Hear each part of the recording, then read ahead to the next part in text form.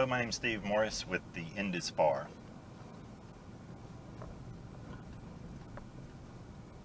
I wanted to talk a little bit in this conversation about what the end is far is and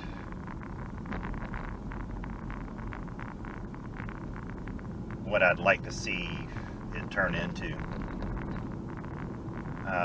Right now, the end is far. It's just a website. I had a Twitter account, but it got suspended for I don't know, pretty mild reasons.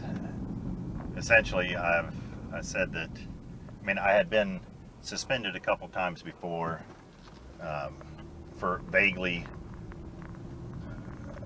threatening someone. Basically, I don't know, I think there was probably one about forced vaccinations or compulsory vaccinations, and I responded to somebody that perhaps the people who want compulsory vaccinations should be subjected to compulsory euthanasia. But anyway, I think that being suspended has probably been one of the best things for me, because now I'm producing my own content rather than coming up with snarky replies on Twitter.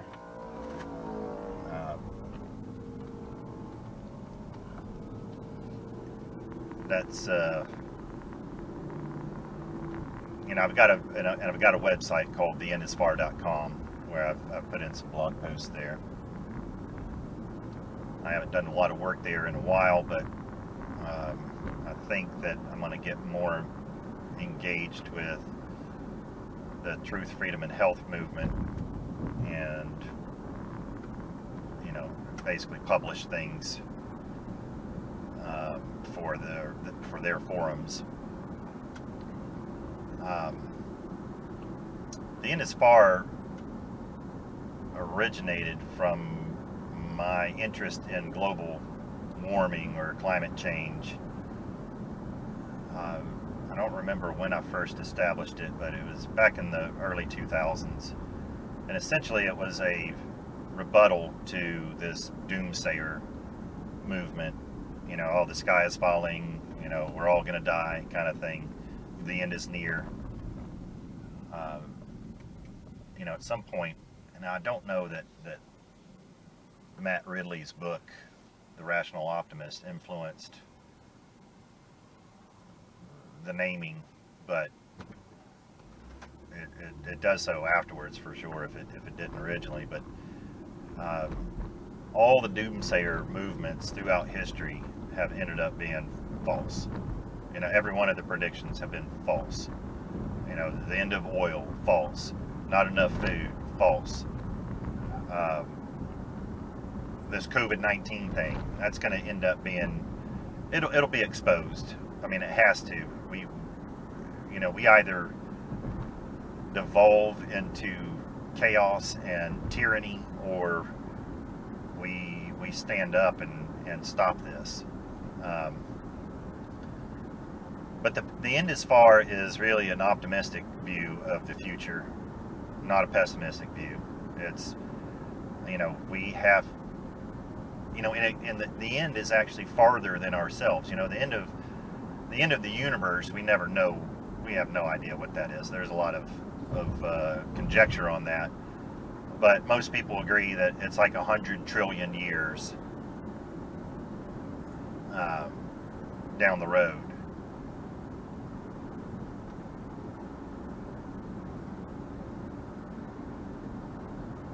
The end of our solar system is likely going to be around 5 billion years from now.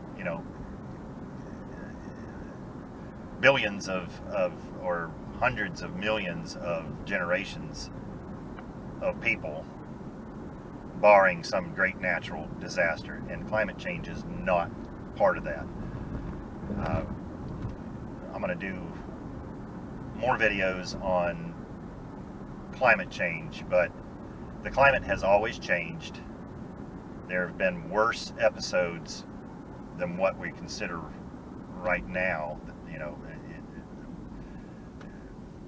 last interglacial, it was hotter, and the sea levels were 20 feet higher than they are today, with CO2 at 280 parts per million or less. The interglacial before that, the sea level got up to about the same height as right now, and it was about the same temperature. 3 interglacials ago, what's called MIS 11, Marine Isotope Stage 11, the sea levels were 80 feet above what they are right now. And orbitally, like, you know, the tilt of the Earth's axis, and precession, which is, you know, which pole is pointing towards the sun at aphelion or perihelion, and then the eccentricity, which is the ovalness of our orbit around the sun. It's the same. So, you know, I mean, it's a cycle that happens, and we are basically in the, not basically, we are in we have the same conditions orbitally that we had 400,000 years ago. And what's interesting about that interglacial is that it lasted 30,000 years rather than 15,000 years. So everybody's saying that, oh, hey, you know, we should be at the end of the ice age right now. It should be cooling down. Well, that was for the last interglacial, which was called MIS 5, Marine Isotope Stage 5. That one only lasted 15,000 years. It got hotter than Marine Isotope Stage 11, but it was shorter. So the seas, you know, it didn't melt as many glaciers. The seas didn't rise as high. And Greenland melts every interglacial. That's one thing that all the studies show, that during an interglacial, Greenland basically melts down to, you know, just having a few glaciers on it that are around 2 million years old. So, you know, you drill through ice and it only goes down to 130,000 years, you know, carbon dating or however they do that. And then it jumps right straight to 2 million year old ice. So, you know, the climate has never not changed, and all we're doing is it's kind of like someone getting upset that summer's coming back around, you know, or a hot summer rather than a long summer, you know, things that we've experienced in the past.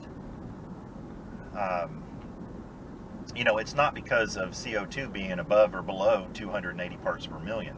And these people who, you know, I've seen a bunch of stuff coming up lately about this, like, stable climate. You know, the climate has never been stable. It's like praying for or wanting stable weather. You know, it always be, you know, slightly raining. It just doesn't work that way.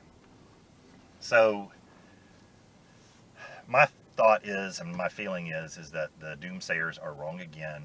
I think I'm right. Dr. Willie Soon and a lot of other really brilliant people who don't take climate change money. That's one thing too that we need to talk about, is that there's just so much government money that has to be spent, and climate change is, I'll talk about this, but, you know, I worked for the CDC for 3 years, and, you know, I was part of the team that helped write requests for money or requests for funding. And the way to do it, because there's, like, you know, the government has to approve over 100,000 requests for money on big scales a year. You know, so, you know, even with big departments, that takes a lot of manpower and a lot of time. So, you know, the people who are doing the approving, what they're doing is they're looking for buzzwords, you know, like H1N1 or vaccine or climate change, global warming, catastrophe. You know, they're looking for all these buzzwords. And if your proposal has all that stuff in it, and you seem to be a credible organization, then you get the money. So that's what's happening with climate change, is that there's just tons of money there that has to be spent, and they're saying that it has to be spent on climate change. So of course, what are all these scientists doing? Not all of them, but what are a lot of them doing? Well, they're fulfilling the need. So they're writing papers, and basically that goes along with the narrative of climate change. Because then guess what? You get to write another paper and you get paid for it too. So that's where the End is Far originated, really. But it's expanded into more of this, or in my head it has expanded more into a just general, the end is far. That not just with climate change or anything like that, but we have to leave to our posterity. That's one thing that the founders often talked about, was leaving a better place for our posterity. And it's not just environmentally, but politically as well. As a systems engineer, I don't know, to me, rule making and changes, it needs to,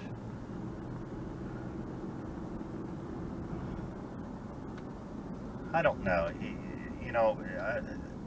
on short time scales, of course you're going to need to have time changes in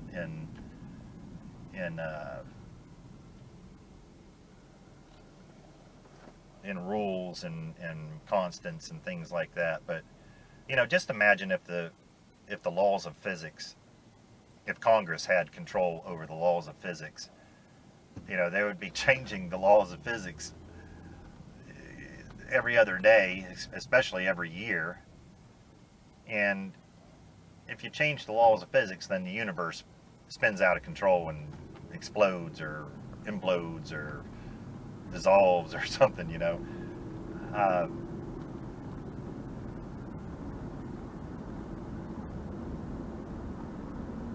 So with the End is Far, we have to recognize that yes, change is necessary, because we're in an ever-changing environment, but the laws should not change. The laws should be able to accommodate change, just like the laws of physics. The time can move forward, and volcanoes can create and destroy. Earthquakes can destroy. Maybe they create as well. Life can create and die, and the laws of physics stay the same.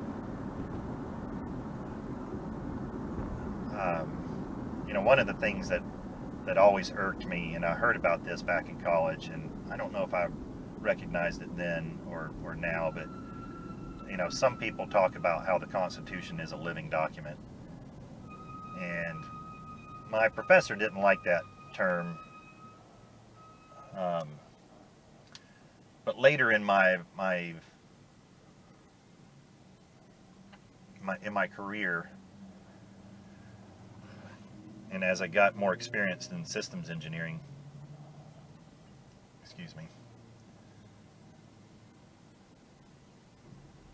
I recognized that the mission of an organization should not be living or changing. The mission should remain stable, but the methods by which you achieve that mission can and do change. But then when I started studying large and old organizations, a lot of them suffer from what I coined replacing the mission with the methods. So the way that you do things ends up being more important than why you are doing them. And once you do that, then you lose the original mission. It becomes obsolete. It becomes vague.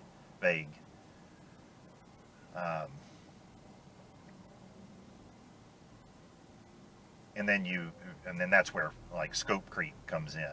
You know, that's a condition of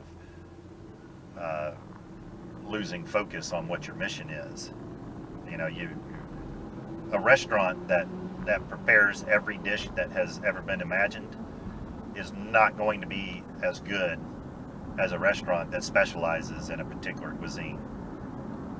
So our federal government, it was supposed to be limited. That's one of the things that, you know, people talk about the Great American Experiment, and I think the Great American Experiment was not freedom, or, you know, or maybe it is freedom, but it's more complicated than what they make it out to be. So it's self-governance was part of that original American experiment, but part of that was as well that we have to give up certain responsibilities to the federal government in order to maintain most of our freedoms, most of our ability to self-govern. And one of those things is like, for example, you know, we need to be able to defend ourselves against other central planners who don't allow their citizens to be free. So, you know, we have to cooperate and go beyond cooperation, I think, with regards to our military, in order to make sure that the Chinese or the Russians or the whoever's don't come in and invade us and then take away our ability to self-govern.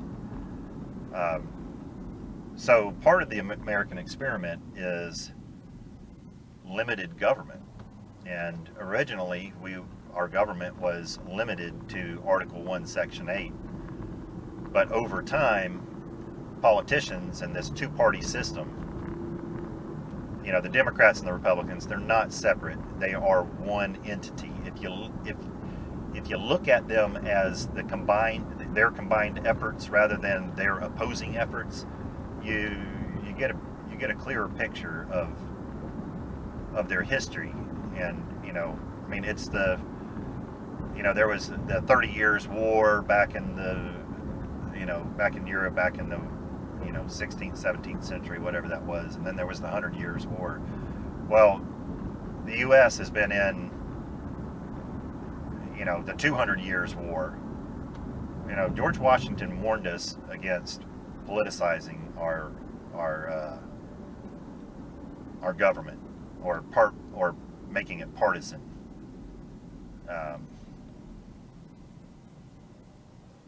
We need to explore that more, but I lost my train of thought. The government, I was talking about central planning and the role of government. Okay, well, right. So the replacing the methods with the mission. So, and scope creep. Okay, so that's where we're at, scope creep. So, Article 1, Section 8 of the Constitution was the original scope of our government, and that was derived from the preamble. So the preamble is like the overall mission, and then Article 1, Section 8 is that more defined. Well, now what the Congress does is they basically, everything is written not under the authority of Article 1, Section 8, but under the Commerce Clause. So they say, you know, well, this involves commerce, so we have authority over it. Well, everything is related to commerce. Everything. There's not anything that's not related to commerce. So basically, what the Commerce Clause does, or using it in order to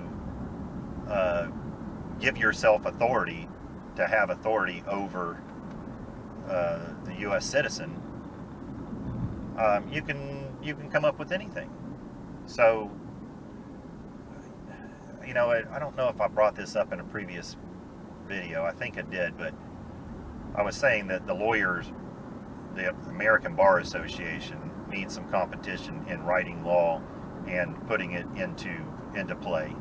And I think we systems engineers are that competition, because we recognize things like scope creep and mission statements and bottlenecks and disharmonies and you know, all the ills that plague large organizations and systems, for that matter. The lawyers out there, they seem to just be doing this ad hoc and just going along, and as long as they're in control and they can charge a lot of money for their services, you know, they're happy with it. Systems engineers, you know, our systems have to work in order for us to keep a job, or at least in most cases. When it comes to government, they love, you know, large expensive systems as well. So you know, it's an excuse to spend money.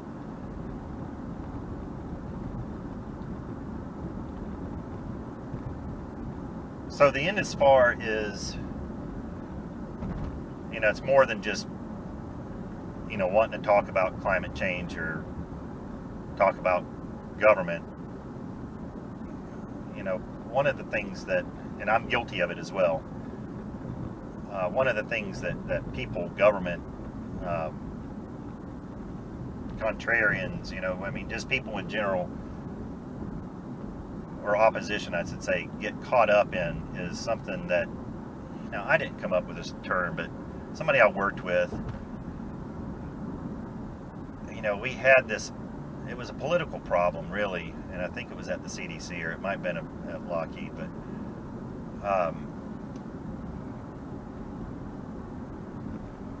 people fall into this trap of romancing the problem. And that is, you become so enamored, or so, all your attention is so focused on the problem, and you're emotionally caught up in the problem, that, you know, the solution becomes something that you want to put off because you really invested in the emotional part of the problem. You know, you want to blame people, or you want to see more, you want to find out more. You know, it's like conspiracy theories. You know, to me, you know, the way that you work with a conspiracy theory is you immediately forget about the conspiracy part of it, which is the collusion or subversion or whatever, and just talk about the theory. What's happening? What are the behaviors that are actually occurring that are causing you to be concerned or upset or ill or whatever? You know, don't worry about the collusion or the conspiracy part of it. Focus on what's actually occurring, and then once you establish the behaviors that are causing the concern or the wrong, well, then you can look for who are exhibiting these behaviors. You know, that gets back to Trump, and you know, he talked the big game. You know, he was for the people, but when you looked at his behaviors, well, they resulted in us being harmed. You know, the $6.2 trillion being printed, the Operation Warp Stupidity, the come to DC for a huge surprise. You know, you're going to be framed.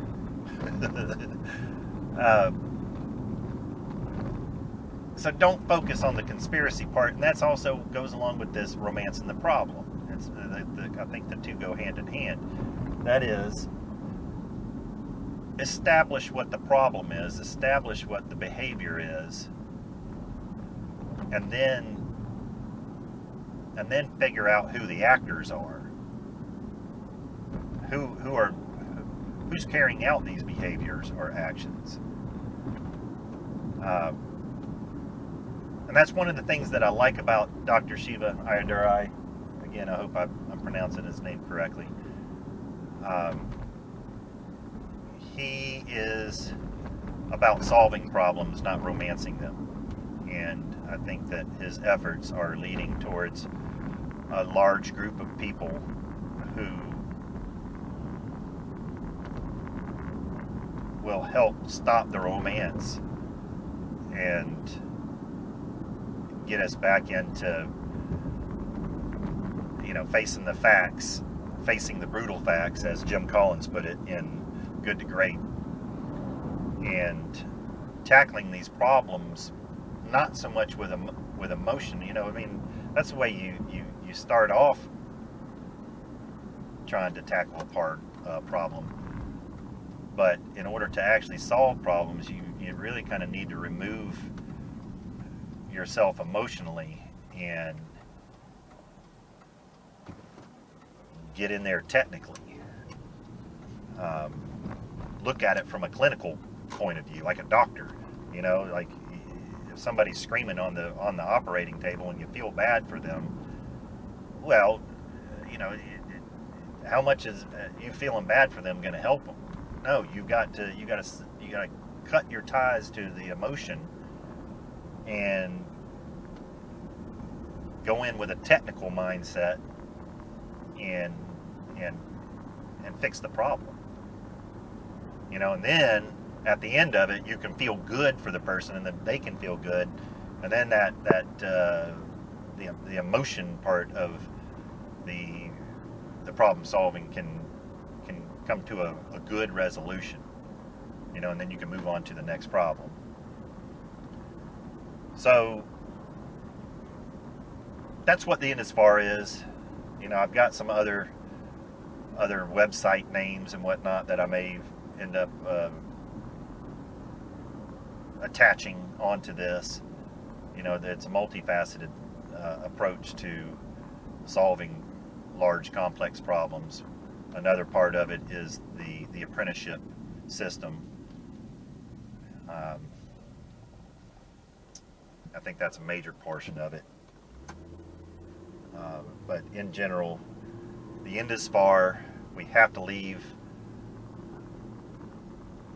a better place for our posterity and set them up with the tools to do the same thing for their posterity.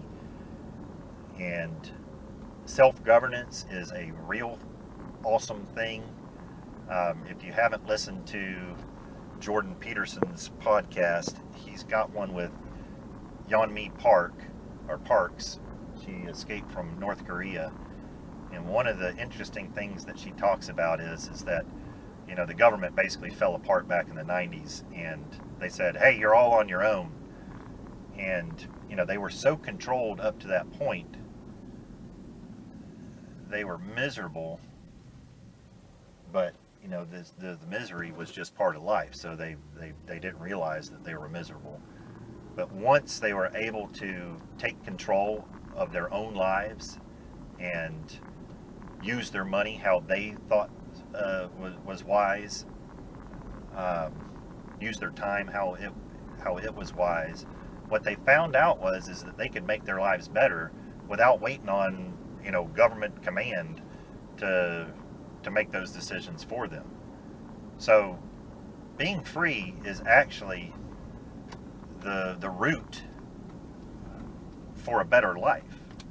If somebody else, again, if you separate responsibility from accountability, the person with the responsibility can make all kinds of really bad decisions that make you accountable and hurt you, but they're not hurt, so they can keep making these decisions all day long.